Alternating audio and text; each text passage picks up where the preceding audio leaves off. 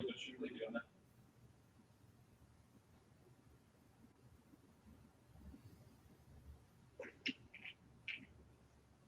to go? Mm-hmm. Okay.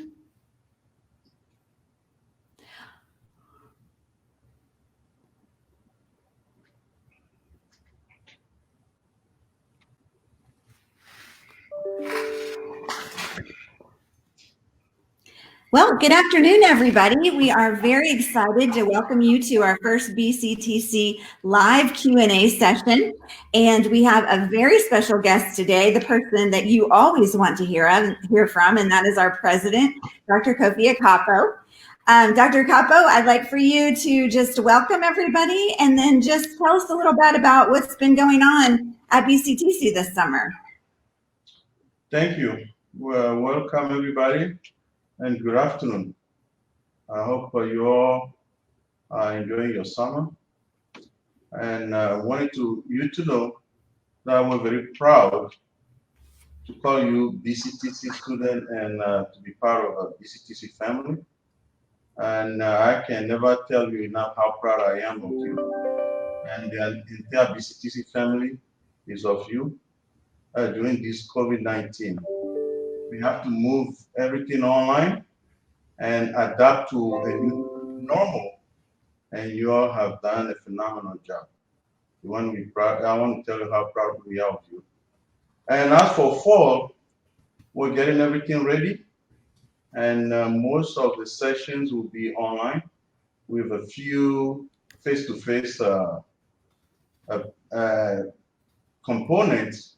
But I can assure you that we are positioned to move everything online if we need to, without any disruption. So once again, very proud of you, and I will be open to your question. I also have with me Mr. Buchet, who is one of our experts in financial aid, to answer most of your questions, since financial aid questions always seem to be the most frequent one I get from you.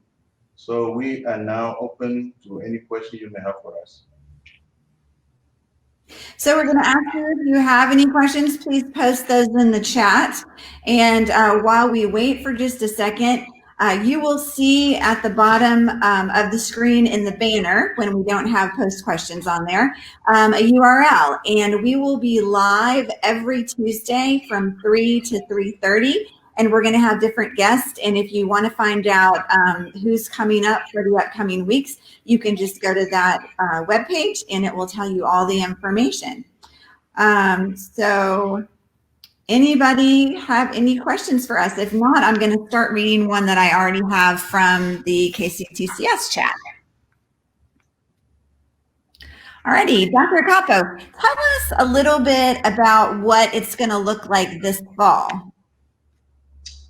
Well, as I mentioned earlier, we're trying to make sure most sessions are online with a small number of sessions that will be face-to-face, but still with an online component. So in case we have to move things online, we will do it without any disruption. Okay.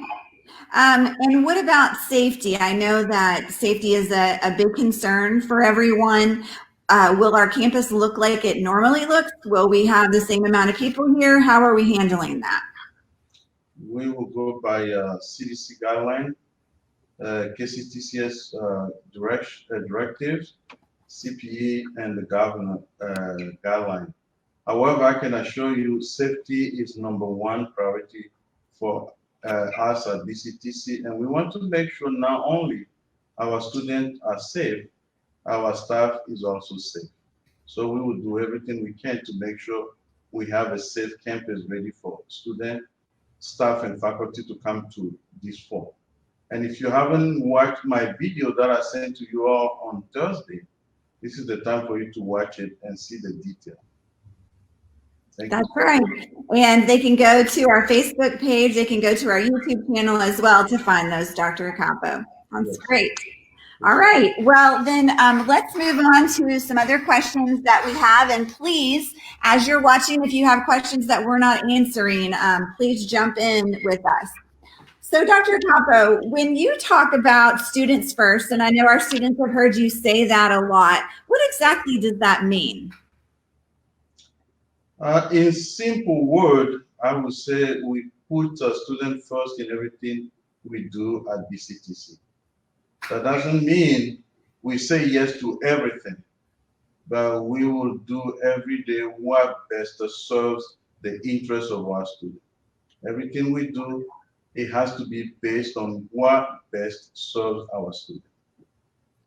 Well, I think as a student, that should make us feel really great. Some of our students have asked about labs.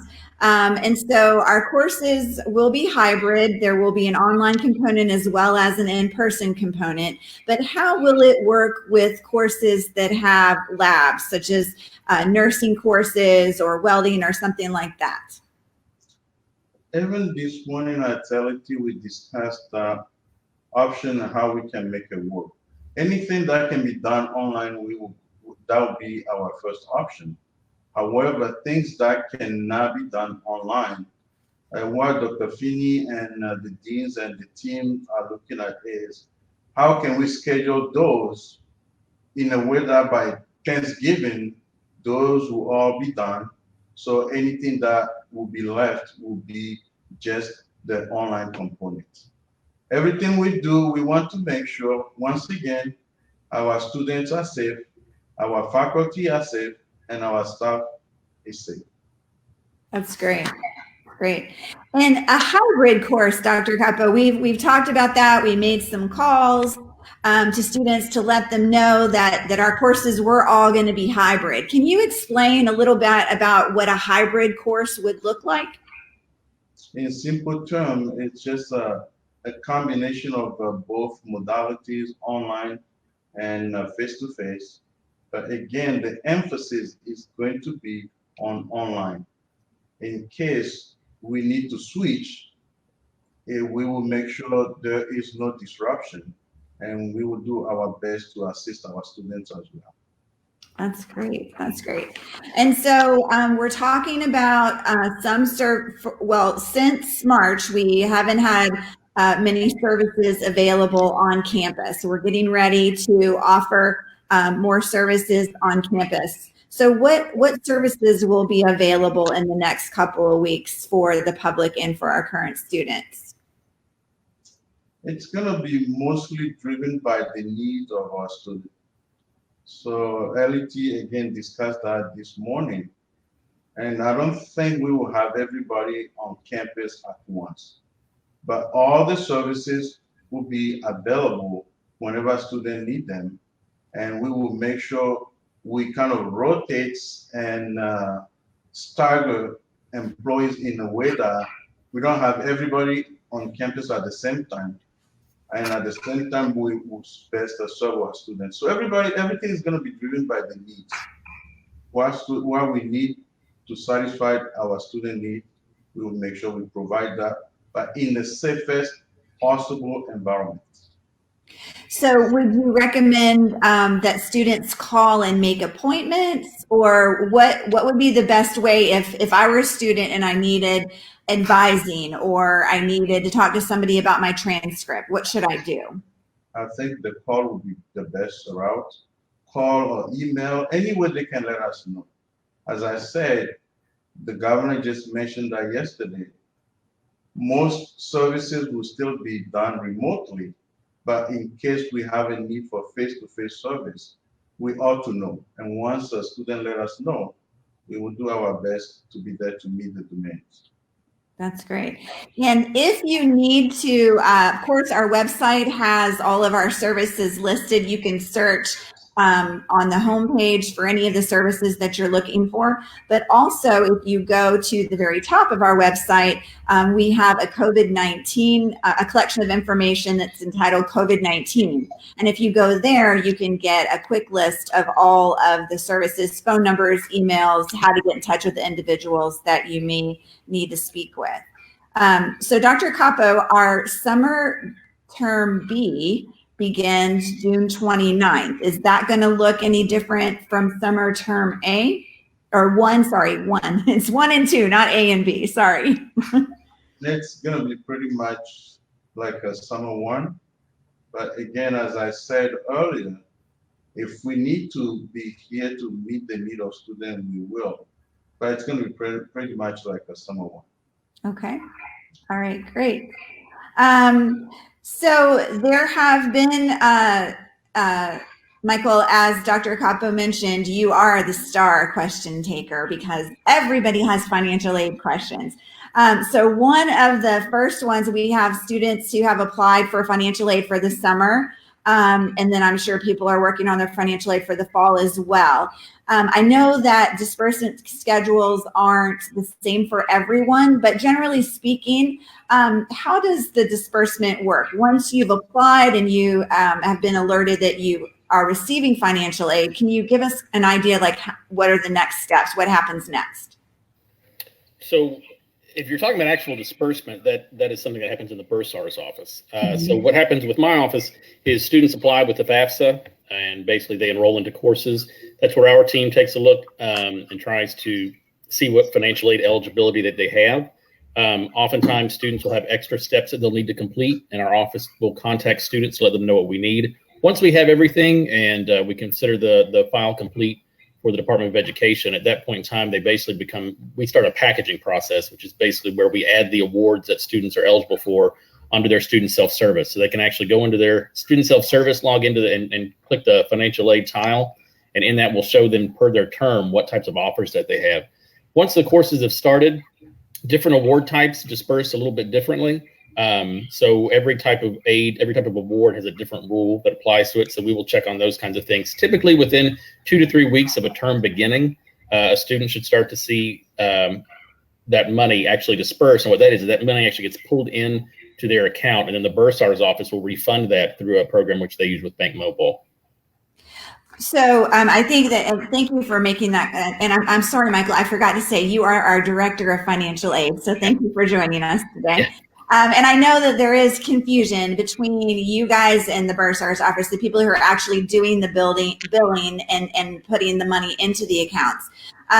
But they will see, once they are approved for financial aid, they will see that in their student account. So they may still have a balance, but as long as they see the financial aid approval, then they should feel comfortable. That's true. Correct? Yeah, that's true. Lots of times students get confused on how that process works. And so typically until that disbursement happens, which can be 2 to 3 weeks after that the term starts, sometimes students worry because they see that bill and they think, oh, well, maybe this isn't working. We always try to tell students not to worry about that. As long as they have aid that meets or exceeds their billed charges, they're fine. They're not going to be dropped from courses. Everything is fine.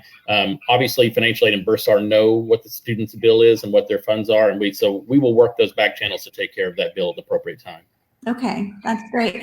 And for those of you who do have a lot of billing questions, we will have the bursar on a future forum for you. So stay tuned for that. So Michael, some of our students, due to COVID-19, were not able to finish courses or had to go from 3 to 4 or something, and that may have affected their financial aid. What advice would you give to those students? The first thing I want to do, and I sent students emails every once in a while to this effect while I was reading a lot of their COVID applications. Our students have gone through a lot, and so have we. And so the first thing I want to send out is encouragement. I don't want anyone to be discouraged. This pandemic hit us all very hard. We are all learning in this situation. We've just never been here before. And so I want to encourage students who maybe didn't finish well or at all not to be discouraged. Do not let this be the end of your educational journey. This hit all of us by surprise. Many of our students are parents and suddenly had to be teachers in their home being nurses. The first thing is do not be discouraged, okay? The second thing is when you come back, if you believe that maybe your academic progress, your grades weren't good or you had to withdraw, if by chance that affects your financial aid, there is still an appeal process to what we call satisfactory academic progress. So if you are not meeting satisfactory academic progress because you've been affected by the pandemic, please appeal. That process will be as streamlined as possible. For folks who are appealing because of COVID-19, we already have documentation ready to put to your application where you don't even need to provide that. We still need documentation by law, but we have already put together a packet of information that comes directly from the governor's website that talks about all of the shutdowns and everything else like that. We're trying to make this appeal process as easy as possible. So please do not hesitate. Do not be discouraged. Fill out your SAP appeal. Let us know how you've been impacted by the pandemic, and we'll get your aid restored as soon as possible. That's great to know. Thank you so much for that. And students may even be notified that they need to do a SAP appeal, correct? They will absolutely be notified. Yes, we send those notifications to their KCTCS email account. Also, if they log into their student self-service, there should be to-do list items that let them know that they need to appeal. Okay. All right. Great. So we have opportunities to make appointments with advisors and personal counseling. Is there an opportunity that someone could make an appointment with a financial aid officer to just ask questions that they have? What's the best way for a student to get answers? Absolutely. With us still being, in the middle of the pandemic, and I would highly recommend that anyone who has access to good technology, right, and good internet speed, all of our people are, I hate to feel like a telephone operator, but our people are standing by to talk to people. We are taking appointments. Our calls are being manned by our staff. So we're doing all of that now. So if that works for you, we still would advise that's the best way to do this to help keep the curve down with the pandemic. But if you are somebody and you don't have access to good technology, and it's a lot easier for you to meet with us in person, beginning next week, we will start to take both types of students incoming. We will have a place for you to actually make an appointment, and we will have a coordinator there who will be able to meet with you. We are also taking walk-ins. Please know the walk-ins are on a first-come, first-served basis because of all of the extra types of precautions that we have to take. There are social distancing requirements. There are limits to how many people we can have in the office at a time. So please try to be patient if you're going to be a walk-in. Know that we will get to you as soon as possible, but just know that we're feeling our way through this process too. This first week's going to be really interesting as we try to see what type of traffic flow we're going to have and what type of personnel needs that we have. So we've got places for both walk-ins and appointments. But again, if you do have access to good technology, it's still faster and easier to contact us online. Okay. And that way they can make an appointment, so then they would come in at the appointed time. So absolutely. And let me go and say, just to add to that, when you go to BCTC's website, there's in the top right-hand side, there's something called Affording College.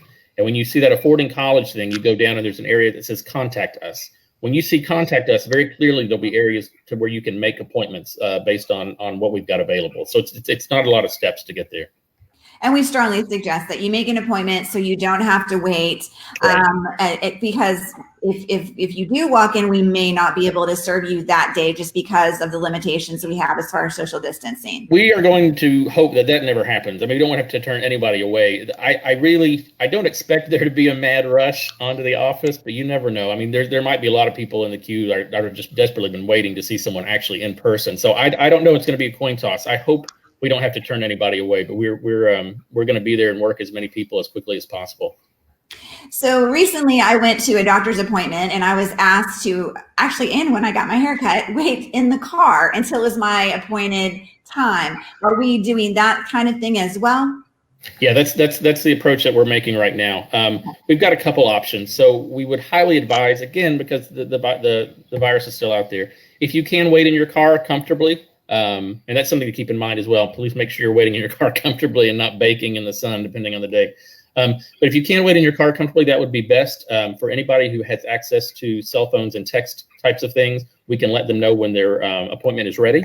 So we can send that. We also have places for those who aren't comfortable waiting outside. We will have a room set up for them that they can wait until their time is ready. And are we asking that students or prospective students wear masks when they come in?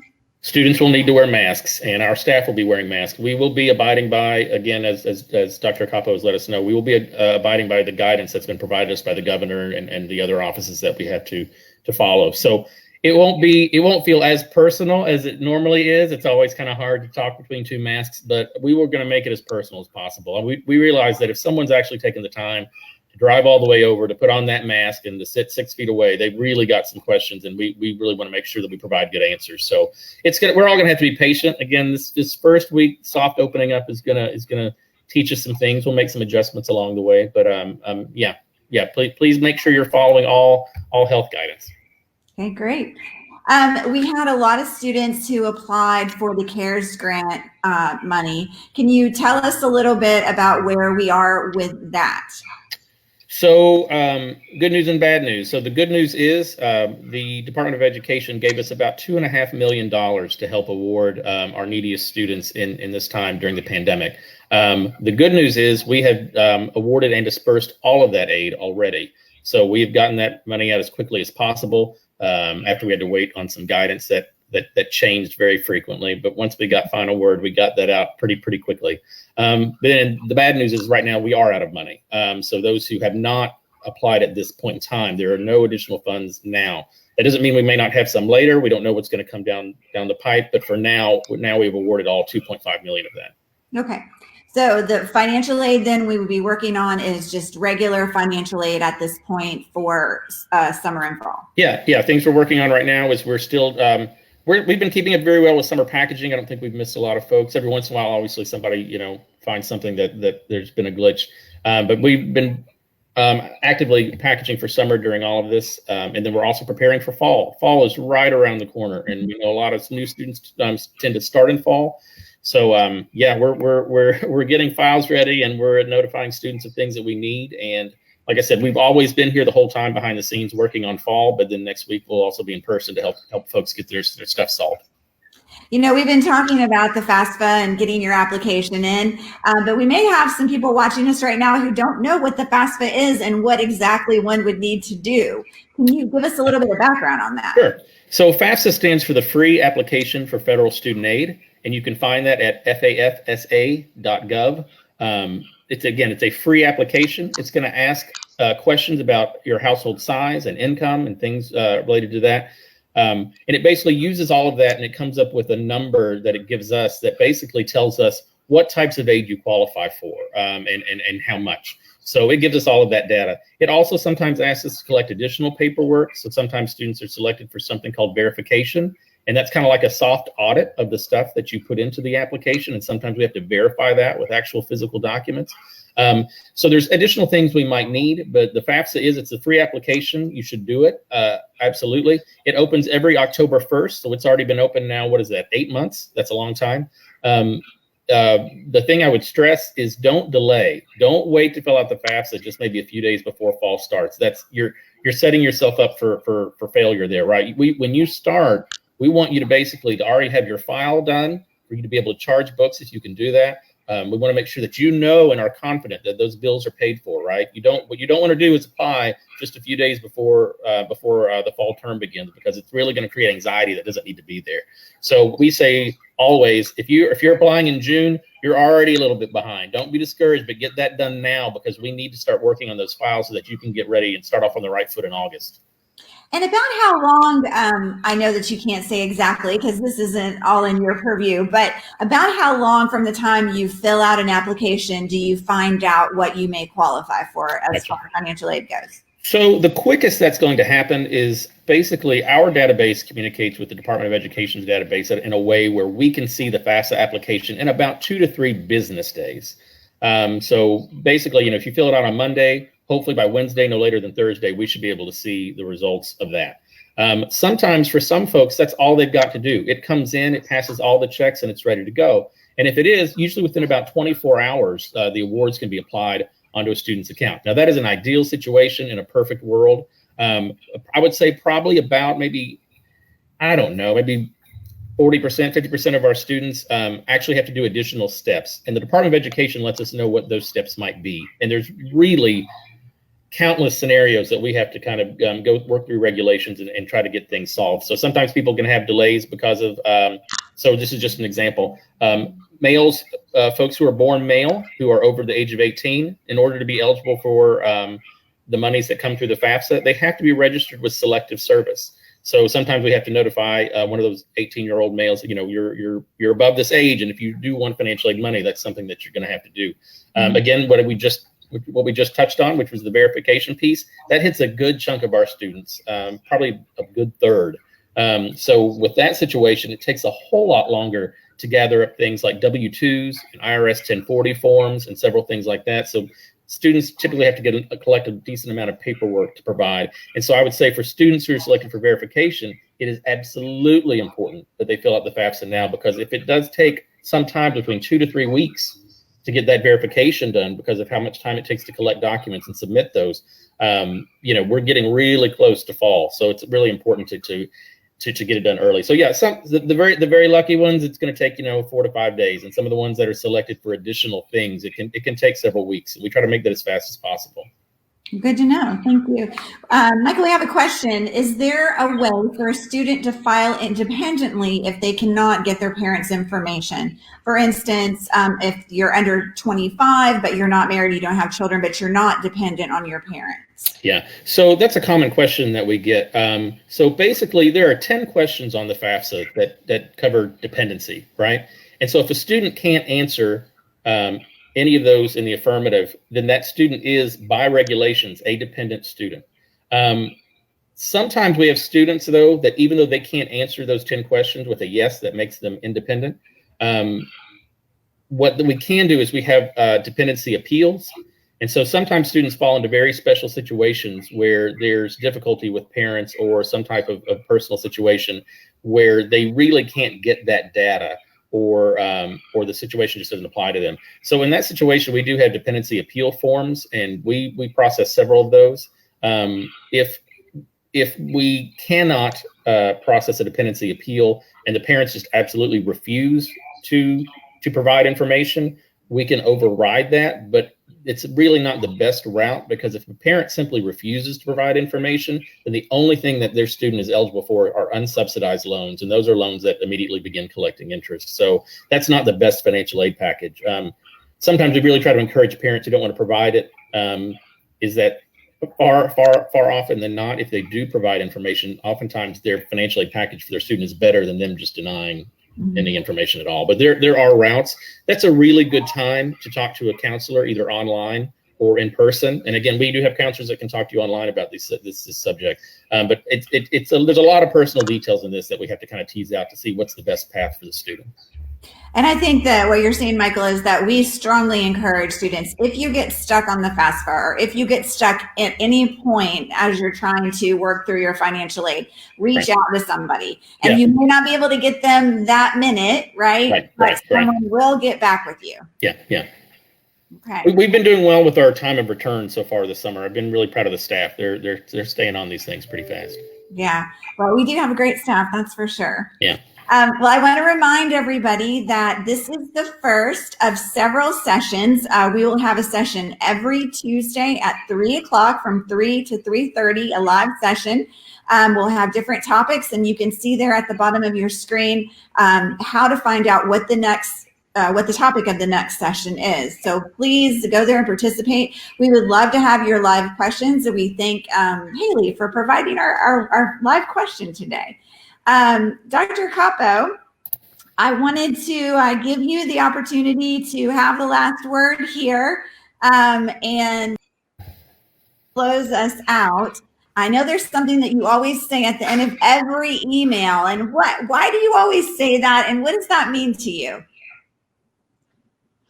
Well, in times like this, there is no way we can overcome working individually. We need each other, and we are students. You need us. We need you. If you have questions, you don't let us know. There's no way we can guess.